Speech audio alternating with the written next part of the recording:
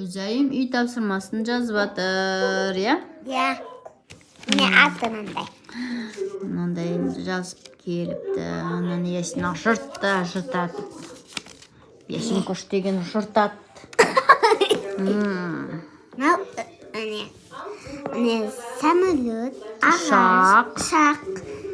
ағаш, түйе, дәрі, үтік,